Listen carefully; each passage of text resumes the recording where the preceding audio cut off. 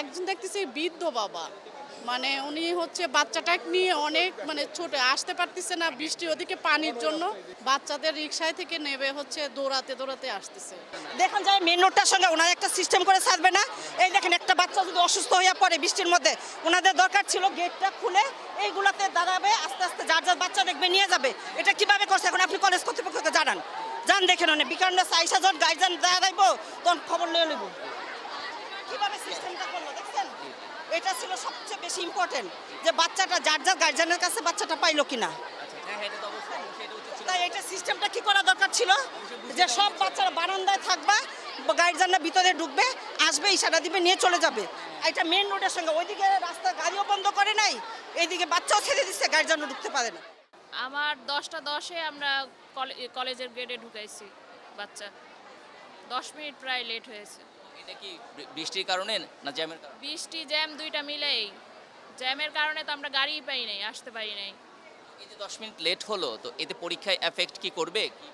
অবশ্যই করবে, বাচ্চা ঘাবড়া গেছে না, তাহলে বাচ্চা তো অ্যান্সার করতেই প্রথমে হয়ে যাবে, তাহলে টেনশন হচ্ছে এটা নিয়ে? অবশ্যই টেনশন হচ্ছে, হবে না কেন? আমি মা, আমার নিজেরও তো হয়রানি, কতটা হয়রানি করে তারপরে আমরা আসছি। বাচ্চাদের রিক্সায় থেকে নেবে হচ্ছে দৌড়াতে দৌড়াতে আসতেছে, মানে বাবারা মা সবার সাথে, তো রিক্সা তো ঢুকতে দিচ্ছে না। তখন হচ্ছে বাচ্চারা খাতা তো আমি দেখেই গেছি যে মানে অলরেডি ঢুকে গেছে, খাতা দেওয়া শুরু হয়ে গেছে, মানে 5-6 জন বাচ্চা দেখতেছি যে হচ্ছে আপনার দেরি করছে, মানে আমার সামনে হ্যাঁ দৌড়া আসতেছে অনেক দূর, তাও মোড়ে থেকে। হ্যাঁ অনেকেই ঝামেলা, পুলিশের সাথে ঝামেলা করতেছে, কান্না করতেছে, দৌড়াচ্ছে। একজন দেখতেছি বৃদ্ধ বাবা, মানে উনি হচ্ছে বাচ্চাটাকে নিয়ে অনেক মানে ছোট আসতে পারতেছে না, বৃষ্টি ওদিকে পানির জন্য। পরে হচ্ছে উনাকে হচ্ছে উনি বলছে আঙ্কেল আপনি দৌড়ান, আপনার বাচ্চা আগে চলে যায়।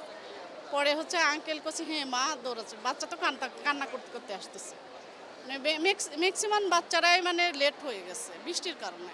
জুতা মোজা সব ভিজে গেছে, এই বাচ্চার এমনি ঠান্ডা, আবার ঠান্ডা লাগবে না? ঠান্ডা লাগলে অসুস্থ হলে পরীক্ষা কিভাবে দেবে? বাসায় গিয়ে জ্বরে পড়ে কিনা তাই ভাবতেছি। টেনশন হয়ে যায় নিয়ে করতেছি। জি বাচ্চা ঘাবড়ে গিয়েছিল? অবশ্যই ঘাবড়াবে, বাচ্চা ঘাবড়াবে না? পরীক্ষা একটা ভালো প্রিপারেশন নিয়ে আসে, যদি না লিখতে পারে তাহলে প্রিপারেশনের কি মূল্য থাকলো? 10টা 23 ঢুকেছে। 30 মিনিট লেট হয়েছে? হ্যাঁ, কি কারণে লেট হলো এটা? এই যে জ্যামের কারণে। আমার সেজন্য আর ভালো লাগতেছে না, যে মেয়েটা কিভাবে পরীক্ষা দিবে, কিভাবে শেষ করবে আমি বুঝতে পারতেছি না। ঢুকতে পারছে, এটা আল্লাহর কাছে শুকরিয়া। এখন দোয়া করেন জানি পরীক্ষাটা জানি সম্পূর্ণ দিতে পারে, এটাই।